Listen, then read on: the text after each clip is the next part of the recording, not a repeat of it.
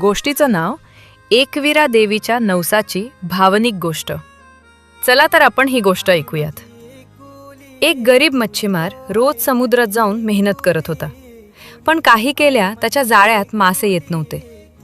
घरची परिस्थिती खूपच बिकट झाली होती. एक दिवस तो निराश होऊन एकविरा देवीच्या मंदिरात गेला आणि मनापासून नवस केला, आई, माझा संसार वाचव. मी पहिल्या कमाईतून तुला नैवेद्य अर्पण करीन.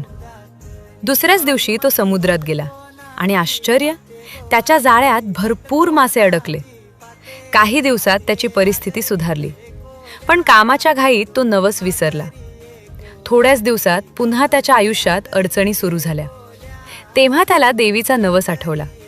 तो लगेच मंदिरात गेला, नवस पूर्ण केला आणि देवीची क्षमा मागितली.